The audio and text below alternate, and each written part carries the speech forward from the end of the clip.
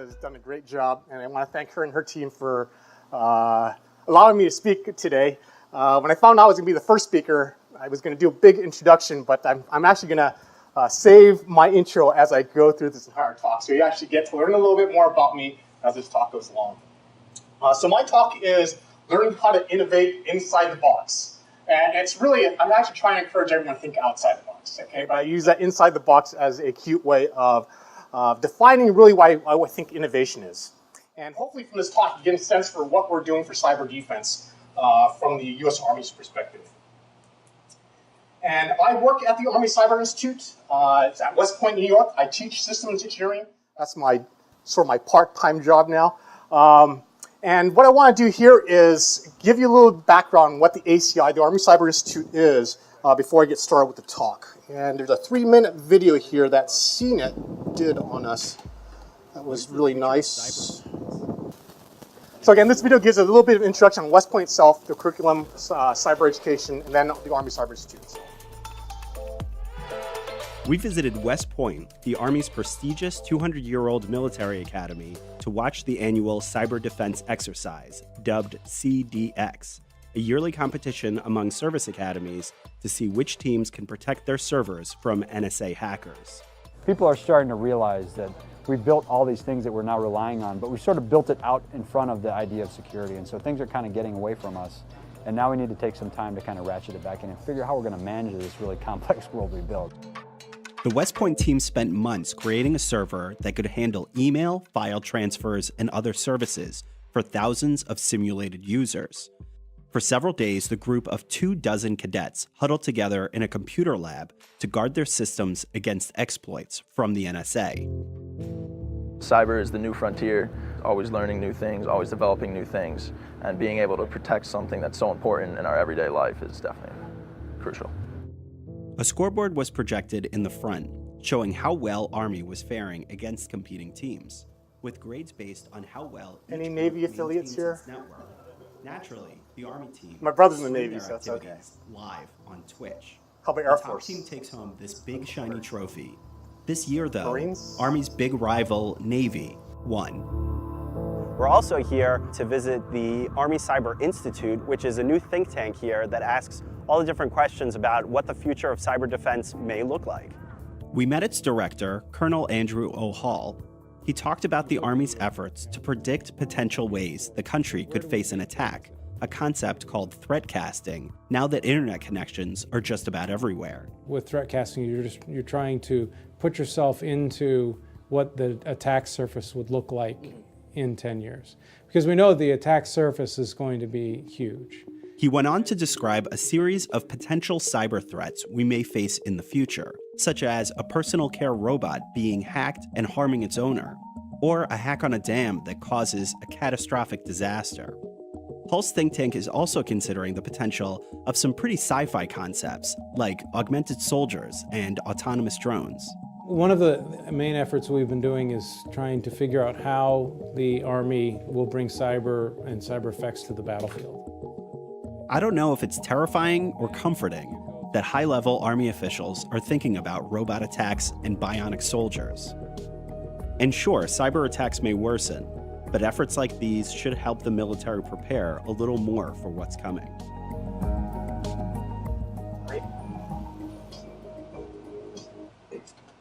So hopefully that gives you a little bit of idea of what the Army Cyber Institute is. Again, in 3 minutes, it's hard to tell the whole story, but Colonel Hall, who you saw in the video there, my boss, he's the one that actually got me turned on to Bsides. The first cyber conference I attended was Bsides in New York City in January of 2015. And I was new to the cyber world. I've been a user my entire life. I'm not worried about all the cybersecurity issues, right? I always figured we have all these IT folks that can figure it out for us. Then when I started attending these conferences, I found out, wow, this is actually pretty serious issues. And that's the great thing about you're here today. You're going to hear some great talks today that go into some of that in more detail. And what I really want to talk about today is this notion of revolutionary innovation. Again, I told you the talk is really thinking inside the box, but I'm trying to promote outside the box thinking. And I don't think of innovations as this monolithic entity. What I do is I break it up into two axes. So in order to distinguish between innovations, I first draw a technological complexity or sophistication. Right? How complex is it, or how tech savvy is it? The more it is, or the less it is, it defines what type of innovation. On the other axis, I define whether or not that innovation is targeting a new market, or an underserved market, or some existing market. And when we come up with this, on the low and low quadrant, we have sustaining innovations. These are the innovations that are simply meeting the customer needs, right?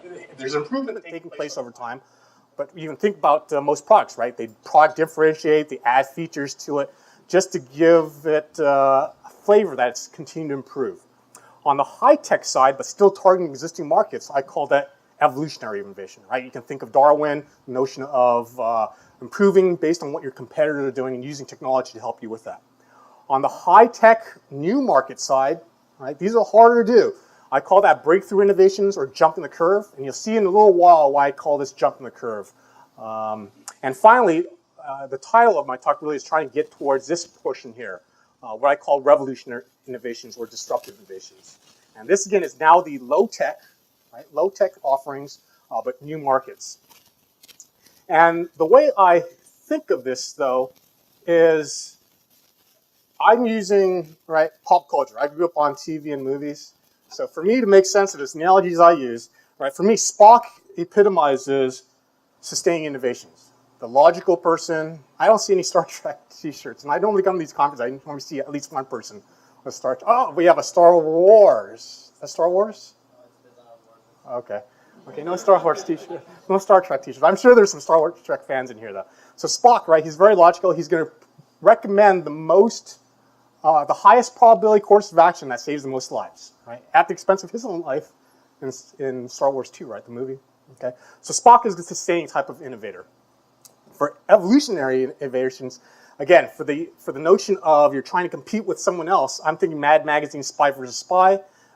Any Mad Magazine fans here? I think everyone's old enough in this audience to remember Mad Magazine. Right, I actually went to my nephew's house, and they actually have, the magazine's gone, right? I don't see, but they have actually books now from Mad Magazine, which is interesting. So again, with Spy vs. Spy, right, it's the white spy trying to kill the black spy, and right, every issue, right, one outdoes the other. So that's the notion of evolutionary incremental innovations. Now, breakthrough, I'm thinking James Bond. So I call breakthrough innovations, right, very expensive, very technologically complex, right? James Bond has the entire resources of the Quartermaster division of MI6, the entire wealth of the British Empire that's bestowed onto, and I particularly chose Pierce Brosnan in this picture because that really was the epitome of breakthrough, right? He had the watches that could cut through diamonds. He had the BMW that he could drive with his Nintendo device, or actually it was a cell phone, right? And so, yeah, I'm not really thinking Daniel Craig, but if you think about it, right? When Daniel Craig evolved, they were trying to get him towards being more revolutionary. But the last two, right, he's using a lot of high-tech gizmos. So, yeah, he's in the breakthrough category as well. So revolutionary, I'm thinking MacGyver, right? MacGyver is making do with whatever tool sets he has. Americans, right? MacGyver, right? He's got the Swiss Army knife. Yeah, that was not American. It was a Swiss Army knife. So he's got a Swiss Army knife, and he's using his wits to outsmart his opponents, or at least to defuse the nuclear bomb that's about to go off. Now, I normally put this other picture. Yeah, we do have some younger folks in here. So if you don't recognize MacGyver, now it is on CBS Friday nights, I think at 8 o'clock. There's a reboot. Plug for CBS there. So if you don't remember MacGyver, it's Jason Bourne. Okay, so that's the character I'm thinking is doing things with revolution, right? Using his own resources to outsmart his opponents, right? The Mini Coupe that was driving a little to the left, right, didn't brake very well. Okay, but he was able to do that, right? So he's using everything at his disposal. So if you're looking at this, again, I'm trying to make sure you understand these quadrants, and what I'm calling is these different types of innovation. Now, one of these, I'm a military intelligence officer. So what most folks think of military intelligence officers, they're thinking spies, right? These guys up here. So Spock sort of doesn't fit the mold. Okay, so yeah, so Spock doesn't fit the mold, so let's get rid of him. I don't want Spock. Okay, so any Mission Impossible fans? Okay, I'm not thinking Tom Cruise Mission Impossible, right? He's got the breakthrough innovations. Remember that glove that he's climbing that the Burj Al Khalifa, the tallest building in the world? Right? It gives away a little times. It gets a little fritzy. Well, high-tech stuff, right, can fail. I'm thinking, again, still Leonard Nimoy. Mission Impossible, again, for the young folks, you can find it on Amazon Prime. Mission Impossible, it's black and white. Okay? Leonard Nimoy's character is Paris, right? If you remember, most of the characters in Mission Impossible, they use deception. So Spock here, or in this case, Paris, he spoke 10 different languages. Granted, it was for an English-speaking audience, so it was just different dialect every time he spoke. But he was fooling his Krasnovian or Russian, whatever country they were trying to defeat at the time. And it was not just him, right? He had a cohort of folks that were trying to fool government agencies into thinking, right, they were doing certain things for them. Let's see. Yeah, not from a mathematical perspective. Again, I told you I teach systems engineering, so I tell my cadets I always want math to prove, right, what their thesis is. So I don't like that I don't have no numbers on my scales, right? Any business majors? Whoa, any business majors? Okay. So in business school, right, you can actually, in business school they teach you can categorize the world by a 2x2 matrix, right? So, but I don't like these that have no scales. So as a mathematician, I want a scale. So let's think about really if I add one more axis now, offset potential, right? What innovations have the greatest impact for changing or potential to change the environment? Well, if we think about it, it's really those top two, right? The bottom two, they happen almost by nature, right? By human nature, that happens. So really, if I change the scale and just look at for offset potential, it's really, this is probably a more realistic representation of what I'm really talking about. Revolution and breakthrough innovations are the innovations that business books are talking about doing, taking risks doing this. They're not talking about taking risk and sustaining an evolutionary innovation. Right? That happens naturally. Human beings already do that. Now, the other way of looking at it, instead of looking at potential for change, how about probability of success? Right? That's the opposite now. Right? Now it's revolution and breakthrough innovations, very small chance of success. Okay? I still have no numbers, so again, all you math majors out there, yeah, hold on. I'm going to justify in just a little while. Okay, but this will be a more representational look of the graph itself. So if I go back now, it wasn't too long ago, 2010, 2011, right, 6 years ago. Everyone remember the Arab revolts, the Green Revolution, the Arab Spring, right? A total of, it actually all started off right in Tunisia. The Tunisian police, right, they confiscated the fruits and vegetables of this vendor selling on the streets. And that was his livelihood. And what the guy did was, because of that, he set himself on fire. He self-immolated himself. And so that sparked, right, with social media, it sparked, that's amazing, it sparked 13 other revolts around the Middle East, North Africa. So does anyone remember how many of these revolts were successful? Not that long ago, right? We have still some going on, right? Syria is still going on. Yeah. We had Tunisia, that government fell. We had Egypt fall. The king of Egypt was replaced. Yemen fell. That's why there's a lot of problems still in Yemen, right? There's still a lot of military fighting in Yemen because that really hasn't been resolved. The government's fallen, but hasn't been resolved. And we also had Libya, right? Gaddafi was taken out of power and then he got killed 2 years later. So four out of 14, not good odds, right? At least it's giving us closer. I actually do not count Egypt. Egypt was a military coup. Okay, being a member of the military, I can tell you the U.S. military is inefficient because Congress doesn't like this. Everyone remember the Romans, Julius Caesar? Whenever Julius Caesar marched his army, what was it, across the Rubicon? That was bad news for the senators, right? Because that means the army, who now pledges loyalty to Caesar, is now under his control. They don't pledge loyalty to the Senate. They don't pledge loyalty to Rome. Okay, so when I always come to these conferences, it's always usually as a talk about how efficient the government is. I can tell you that is not true. The government is, at least the military, is inefficient for primarily this reason. We don't like military coups, and that's okay. So in my personal case, we generally move about every 3 years. So my 22 years as a military officer, I've moved 11 times, so a lot higher than I'm normal. So once every 2 years, on average, I move.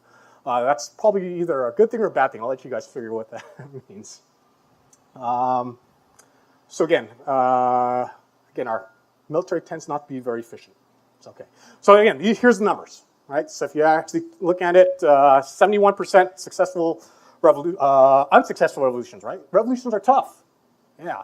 One military coup, 7%, and then about 21%. So about 20% success rate. Okay. I actually think that's pretty high, right? I pretty much think it's probably in the teens or lower, low single digits. But I'm willing to accept 20% as a pretty good rough figure for successful military or any type of revolution. Okay.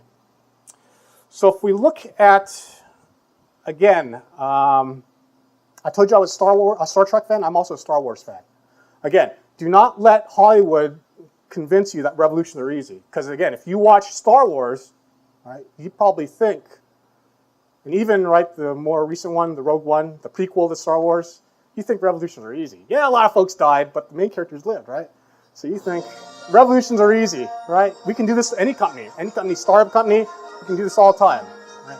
But if you really think about it, it's the folks on the evolutionary side, right? Again, I still think it's majorly batting average at best, right? I actually think that Empire Strikes Back was the better movie. Of all the movies, I kind of like Empire Strikes Back the best. Because when the Empire figures out there's a revolution, bad things happen to the rebels, right? They get killed. And so the reality is, right, evolutionary innovations, right, much more successful, higher probability of success. That's why in Syria, personally, as a counterinsurgency practitioner, I do not think Syria will fall now that they've got the Russian backing, even with the U.S. backing, right? We're giving a lot of resource to the rebel forces, whoever they are. There's a whole bunch of them out there, but that's for a different talk. Okay. Let's see. Another way of looking at this, instead of the quadrants, is through a timeline. Okay. So if we look at these green innovations, right, sustaining evolutionary innovations, there is improvement over time. Right? It's not like it's static. Right? People demand innovation, demand improvements, demand new features. Right? Your cars are getting better. Your computers, more power, faster processing speeds. Right? Your cell phone, it's bigger. Well, at one time it was getting smaller and smaller. Now they're getting bigger and bigger. But I guess that's what the people want. So those are new features. Okay. But where does breakthrough and disruptive fall? Well, I told you breakthrough is jumping the curve. And so breakthrough is actually jumping the curve because it's targeting a new market and it goes above what the market expects. Okay? But again, I told you, major league batting average at best. What about disruptive innovations? That's below, right? Disruptive innovations fall below the market expectation line. How is it possible that you can never sell something down here to a market that's already up here? Doesn't that seem counterintuitive? Well, that's the whole notion of these two Harvard Business School professors, Joseph Bauer and Clayton Christian. They studied the failure of leading companies to stay at the top of their game when technologies and markets change. They studied this thing right here. They call it disruptive innovations. And there's history has tons of examples. Right? Anyone remember Xerox? We still call it Xeroxing, right? The name when you photocopy something, it's still called Xeroxing. Yeah, they invented the photocopier. What does Xerox focus on? They focus on the main big markets, right? The universities, the big corporations. Does anyone remember the size of the print rooms or print divisions? Did you have print divisions back then? They were the size of this room. Printers, huge printers, right? They could do everything you wanted. Right? Hole punch, staple, collate, everything that small printers can do these days. Back then it was gee whiz stuff, especially for universities, right? They were printing lots of pseudo textbooks for students, so it was cheaper. But that's the notion. So what did Canon come along with? Who did Canon focus on? What is their market? They weren't marketing the big universities. They weren't marketing the Fortune 500 companies. Who is Canon focused on? Personal. Yeah, the home-based business, right? Inferior, right? Initially far worse in 1 and 2 mainstream areas. Xerox laughed at Canon when they came out with their rinky-dinky home-based printer. Because they said quality's terrible. Dots per inch, whatever they were using at the time, inferior. So Xerox laughed at Canon. But Canon said, we're gonna target a new market, right? A non-existent market. It's far inferior. In this case, it was far inferior. Xerox laughed at them. But enough people bought onto it, right? Home-based businesses. There were a lot more of them, apparently, than Xerox thought about. That it initially appealed to a small emerging market, right? But then, as it improved over time, right, all the value criteria improves, right? As more people, the emerging market no longer becomes an emerging market; it is the market. So displaced Xerox over time. What about Apple versus IBM? Very similar story, right? IBM's claim to fame back then, early 80s, late 70s, they focused on the mainframe. Apple said, same as Canon, we're going to focus on personal computers, right? I don't want people to go to the mainframe. Let people have the autonomy to work however they want. Car industry is a big one. This one actually took a shock to force the change. Back in 1979, anyone remember what happened? Why there was a shift from the big three automakers in the US to the Japanese companies? 1979? Gas prices. Oil embargo, Iranian hostage crisis. The president, right? President Carter said, you have our hostages? Guess what? We're not going to buy your oil. So the oil embargo. So all of a sudden, right, fuel prices shot up. What was the valued criteria now? Right? It wasn't the big cars with the great acceleration. It was now fuel efficiency. Quality wasn't initially there. Right? We think of Honda and Toyota as quality. Quality was not there. They were on par probably with the big three. But over time, fuel efficiency gained over, and then quality started to exceed then the big three. Who's beating out Honda and Toyota now? Who's disrupting Honda and Toyota? Tesla. So Tesla, do you think Tesla is, in the revolutionary sense? I think Tesla is more on the breakthrough, right? Pretty expensive. How about a South Korean company? Kia, Hyundai, they're the same company, right? Kia is a subsidiary of Hyundai. Yeah, Kia and Hyundai, right? What about their quality? Quality of Hyundai and Kia. Who remembers Kia and Hyundai about 10 years ago? Terrible, right? The Hyundai Excel, that was a terrible car. But now they're getting rave reviews, right? They've essentially, Toyota, Honda, they've come up this line, gone to the green line. Now it's Hyundai, Kia that's now displacing Honda, Toyota. Now who's going to displace Hyundai? There are companies out there that are going to displace Hyundai, possibly. It's hard to do, right? We call it 30%. There's a company in China called Chery. They're doing the same thing. They're producing cars at the low end. India, Tata, they're producing cars at the low end. Whether or not they succeed remains to be seen, but this pattern keeps getting repeated, right? Car industry, they figured it out. We want market share. We don't care about quality, market share. But again, even Toyota tried it, right? Toyota tried it with Scion. They were trying to target.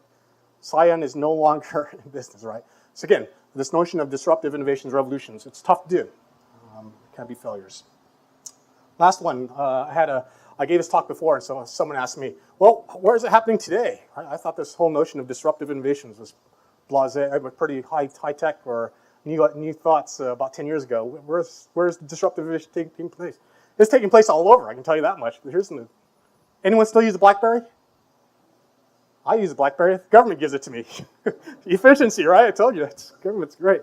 No, it's still pretty good. It has some pretty good security features, but they have their own smartphone now. But at BlackBerry RIM's height, back during President Obama's first administration, in the middle of his first, 21% of the market share.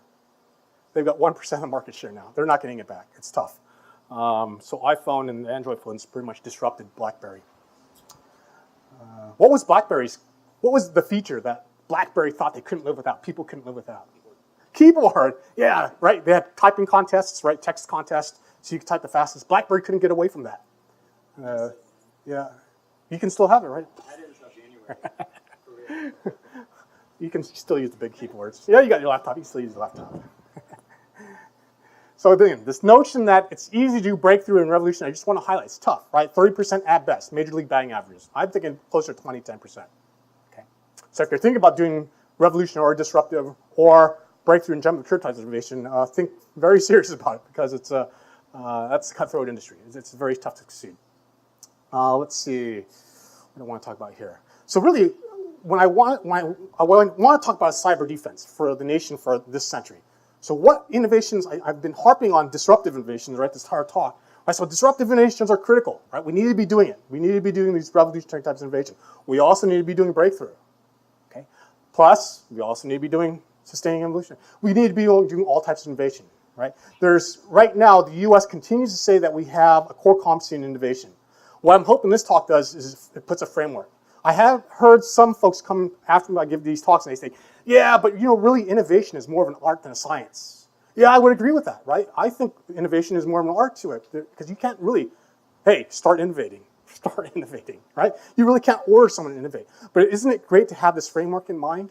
So when you start targeting, especially for small companies, when you start targeting your innovations, I'm hoping you're really not targeting breakthrough. Because who's doing great breakthrough innovation? The US government, right? We use taxpayer money, right? Lots of money. We have the time to do it. So let the US government figure this out, right? NASA, great example, right? Getting folks into space, getting folks to Mars. Very expensive proposition. So let the US government do that. Yeah, maybe SpaceX might be doing a little bit of that too. But that's okay. It's going to be failures. I want folks to be focused on revolutionary. That's what our resources are. Use whatever's at our disposal to do. And the great thing is, talks today, I saw a lot of them will be on revolutionary innovation. So I'm excited about the rest of the day. Now, I am concerned about this from a US military officer's perspective. The reason I like talking about this and using this presentation for military is because if you think about our last major conflicts, the ones where the US has lost, or not really won, right? It all started with the Korean War, right? The war that President Truman never called a war. It was a police action, even though MacArthur had at least 200,000 soldiers under his command. United Nations command, though. Yeah, Korean War. If we don't think about disruptive innovations, right, that's what our enemy is doing. They know we're the superpower. They will not attack us, right? If they're smart, they will not attack our military with a frontal attack. They will not attack us with military might. In the Korean War, the Chinese army, whether or not they figured it out, whether or not it was deliberate, they negated MacArthur's intelligence. Again, this is back in early 1950s. The Korean War started in 1953. What was the great invention, intelligence invention in the 1950s? Has something to do with TV, right? Wasn't TV very popular? Photography. John MacArthur relied on photography, right? Aerial surveillance. We had air dominance over Korea, right? We controlled the skies. North Korea, no airplanes by the time the UN forces came in. We dominated the skies. We could see everything that was happening, right? MacArthur just set the planes out. And what's the problem with wet film photography? One huge problem with film. It needs light. So everyone's seen that, all these new movies coming out, how you defeat all these high-tech satellites. And yeah, there's ways to defeat almost every innovation. In this case, the Chinese moved at night. Okay. Again, I'm an intel officer, so I felt sorry for MacArthur's intel. We call it the J2, his joint intel chief. The estimates are they severely underestimated the Chinese strength by a factor of 10 for every encounter.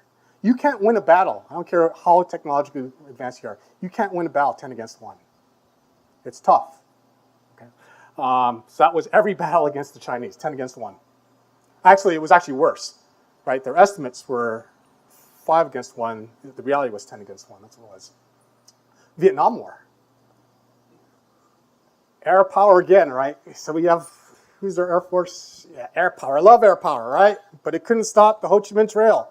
We dropped more bombs. The U.S. dropped more bombs over the Ho Chi Minh Trail than we did all over Germany during World War II. It's amazing when you see those videos of bombings of Dresden, that's a lot of bombs being dropped over Germany right, during World War II. We dropped more during Vietnam. And we never stopped the Ho Chi Minh Trail. Whoa! The Ho Chi Minh Trail initially was not dependent on infrastructure. It was not a road network. It was a path, right? It was all people carrying munitions, carrying logistics, right? People transport. So if there's a crater in front of you, what do you do as a human being? Go around it. And that's what happened, right? It was all rat lines, trail lines. So if the Air Force bombed it, folks are smart, right? They go around it. They hack their way across the North Vietnamese Viet Cong. They hacked their way across our bombed Ho Chi Minh Trail. Okay. Iraq, Afghanistan, most recent conflicts. IEDs, not very sophisticated initially, right? They got to be, some of them. But I was stationed in Iraq in 2008. It's crazy. Government efficiency, again, here's the US Army. We have this placard in our vehicles. We're supposed to do a call every time we see unexploded ordnance on the battlefield or in the roadways. So they can get the hurt locker EOD folks in and disarm them. There was so much over there. I thought it was a joke. Why do we even have this in our? So if you can imagine, it was the Iran-Iraq wars back in the 1980s. They bombed the heck out of each other. A lot of dudded munitions still littered across the battlefield. So a lot of that stuff became IEDs during the first part of the war, before they started manufacturing them. So it was really just a lot of unexploded ordnance that became IEDs, right? What about cyber warfare? That's really what we're talking about here, right? My contention is that nearly all malware, especially with new malware, resides in the disruptive realm. There's no need for the malware to be in this space, right? It's so easy, right? We're going to have talks all day. We have one that's someone's talking about malware, then, now, and today, or something like that. That's going to be great. I think I'm going to like that one. I'm contending all malware starts in the disruptive space. And that's concern, right? For me as a cyber professional now, because it should be concern for all of you as well. Because guess what? I told you, the smart enemy is not going to attack our strengths. Are they going to attack our U.S. military with cyber weapons? Sure, they can. But are they going to attack us first? I don't think so, right? Now, the Chief of Staff, I know it's being recorded now, the Chief of Staff of the Army has told me that we are not at cyber war. So I'm reiterating that right now so everyone recognizes that. We are not at war in cyber. However, have the battles started? Target, OPM, Sony, Sands Casino, right? The list goes on and on. We see it every day. So the battle started. Whether or not we declare war, I told you we never declared war in Korea. Right? 3 years, no war declared because policing action. So I'll let you decide. I'm telling you the official position is we are not at war in cyber. Okay, so here is my concern with the way our cyber defense is right now. Because right now, right, I told you most of the cyber offense starts off in this revolutionary space. But yeah, it also becomes sustaining, right? Versioning control, right? They keep getting better. They start using the same attack vectors to attack different companies. They're smart, right? It goes into sustaining. Or someone puts a defense up, yeah, and then they'll figure out, okay, it's a defense, but I can get around that, right? I'll just do this other. My kung fu is stronger than yours, right? That's all they're saying here. So there really is no reason for the offensive guy to be in that breakthrough space. All right, I know what you're saying. Yeah, we have some breakthrough cyber innovations. NSA has most of those, okay? So hopefully it's the NSA. Yeah, that's right. Hopefully this is the NSA's purview. My concern is our cyber adversaries are getting this place too. So if we think about it, right, there's no really need for these guys to get in this space, but what happens when they do? We call them advanced persistent threats, after all. Right? The Chinas, the Russias, the Irans, even North Korea. It's amazing we call it North Korea advanced persistent threat. I think they have at most 100 computers. They use a lot of the Chinese computers. That's what it is. Here's my problem. If we look at cyber defense, particularly from the US side, we are focused here. Breakthrough innovations. Every time I hear go to a security conference, and the first word that comes out of a CEO's mouth, we need automation. To me, automation gets closer to breakthrough, right? That's going to solve all our problems, automation. It might. Are you willing to wait that long, though? Because, right, this is the gap. Yeah, there are some revolution. We're going to hear about the revolutionary types of defense today. I know of definitely 2 talks that definitely will be revolutionary types of defense. The problem is this gap, right? As a military officer, military intelligence, I'm looking for the gap. Here's the offense. Here's the defense. These are coming faster, right?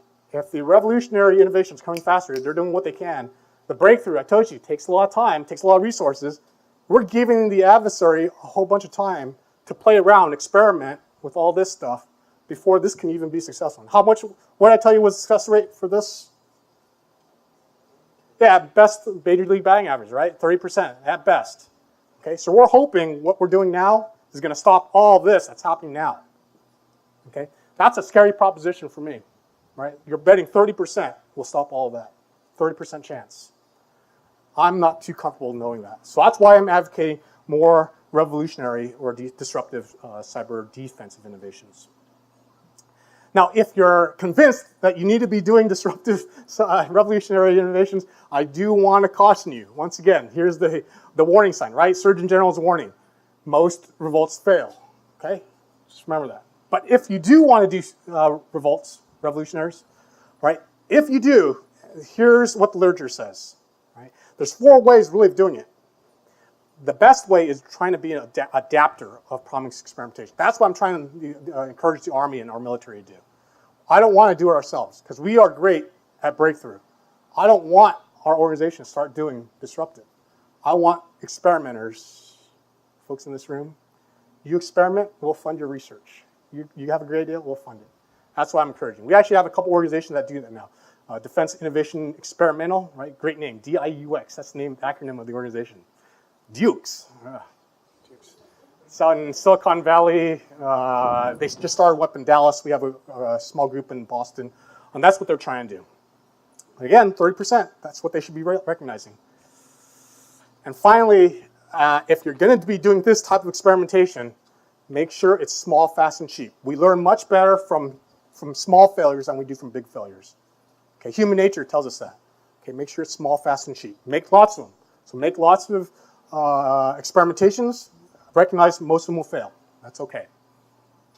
And you want to do two things, right? A lot of folks in the operations field, in your business case studies, you can't forget the business case study. You still have to have a business that runs, right? It has to keep generating money or whatever it is that you're doing. In our case in the military, we still have to be defending the nation. But you're also looking at the future. You want to tie those two together. And the risks, okay, here's the problem. If the military especially is not doing disruptive or revolutionary innovations or experimenting with it, this is what we risk, right? We're okay with evolution and sustaining, right? That's our core competency. You would say the military has core competency. Yeah, that's my life. We do have some organizations that do a great job with breakthrough, right? Air Force, I think they do, right? Satellites, GPS, stealth. A lot of that came from the Air Force. DARPA does a great thing. NASA, they do great things with breakthrough innovations, right? They have that in their DNA. But disruptive, right? Disruptive is tough. There are a few military organizations that do it. Okay? I asked if someone was from the Marines. The Marines, right? We give the Marines the leftovers from the Army. They have to make do with what's available. So Marines, I think, have it in their DNA to do breakthrough, or to do revolutionary. Special Forces Army, they have that in their DNA. Someone actually, my brother in the Navy, he mentioned to me, the Coast Guard, it's the same thing, right? The Coast Guard gets all the leftovers from the Navy. So the Coast Guard, I think, has that in their DNA. So we do have some organizations that can do it. I just don't think we do it well enough as better from the civilian organizations, civilian companies. Okay. And so the risk is if we never experiment, we never have that quadrant to play with. And for cyber defense, that's a large quadrant to be missing, especially when a lot of the malware is coming from that quadrant. Okay. I just want to close this by thanking Beth and the Bsides Springfield team. A big thanks, right? That's my big thanks with the underline. And the great thing here is that it's great that you're all here because I come to these conferences. I told you my very first Bsides. You saw Colonel Hall in the video. He's my boss. He was the one that turned me on to Bsides. So Bsides New York was my very first cybersecurity conference 2 years ago. And I encourage you. So if you're doing the timeline, right, January 2015, you should be talking up here in 2 years. Bsides, right? Jot it down. Bsides 2019, 2020. You in this audience will be up here. Okay. But the rest of the day, the reason I like coming to these conferences, it's not just giving a talk. The talks that you have arranged here for the morning, I've already plotted where I think these talks belong. For the afternoon, do you get a trend that all these talks are in the upper quadrants? And tends to be back here. Yeah, that's why I'm trying to encourage. The whole notion of revolutionary innovations, it's already happening. It's coming from this audience. Okay, that's what I want to capture. And hopefully, if you guys are doing a great job, I'm going to be here for the rest of the day listening to these talks because I'm excited about these talks. And keep doing disruptive, revolutionary innovations. Recognize that you're going to fail. Some will be failures. That's okay. But get the good ideas out there. I'm trying to encourage more military folks to attend these conferences. Because, right, we attend these military conferences with other military folks, and they're telling us these things. This is 90% of my day. So when I come to conferences like these and hear the great ideas that are happening, I get excited. I'm trying to strive for folks to keep talking about these types of breakthrough and disruptive innovations. And so with that, I do have one more video, but I think I'm going to close it here for questions.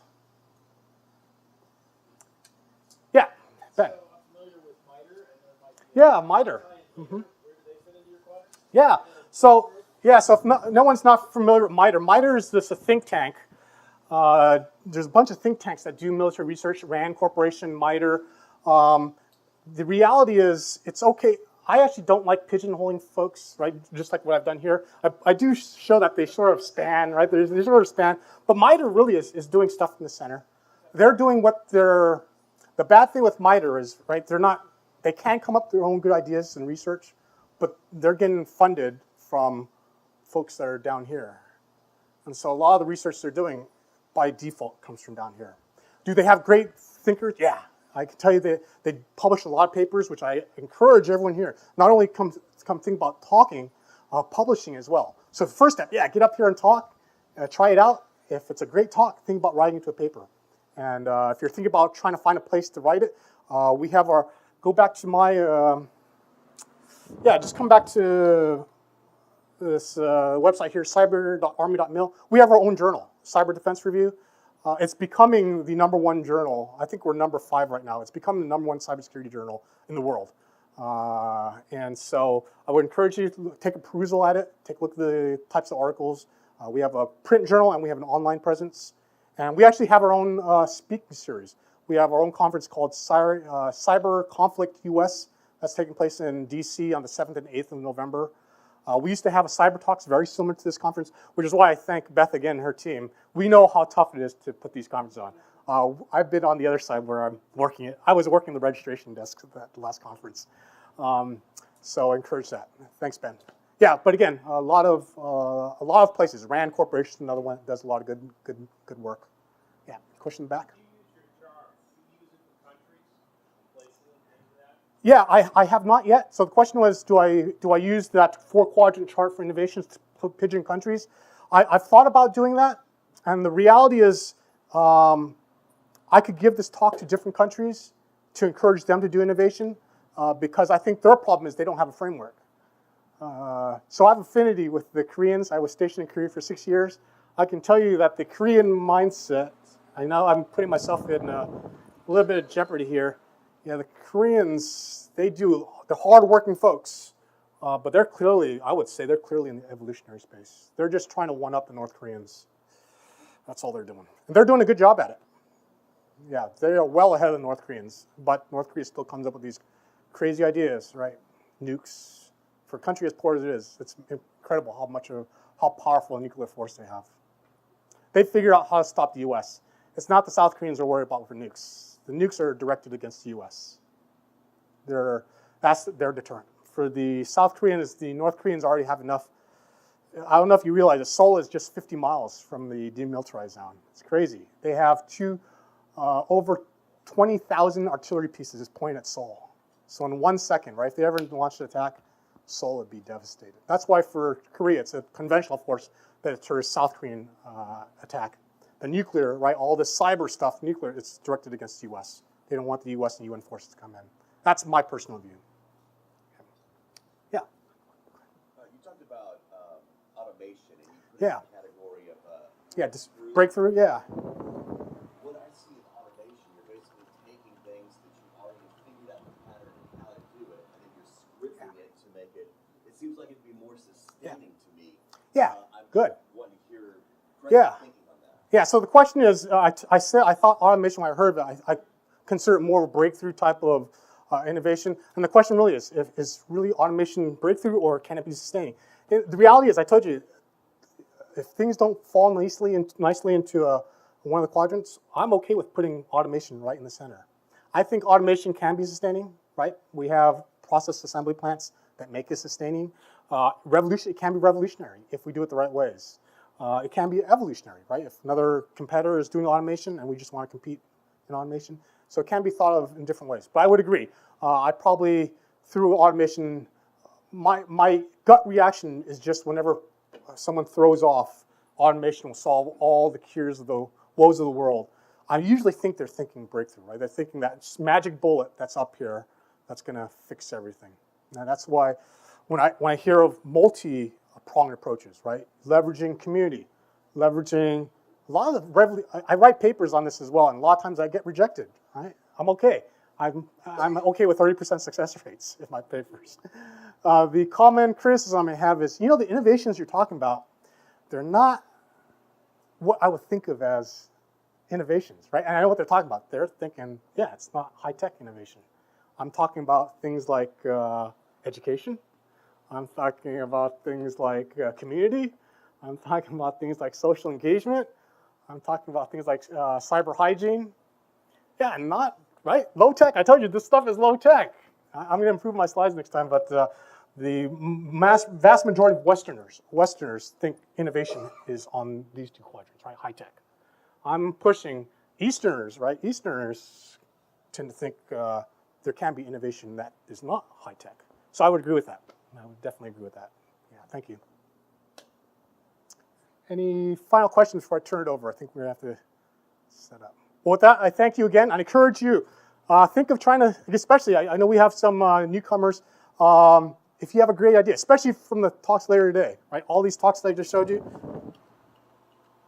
Yeah, if you think you can do a better job or as good a job as some of these, yeah, come up, get your ideas out, and Beth will entertain those ideas, and I think it'll be better for it, and this will be great.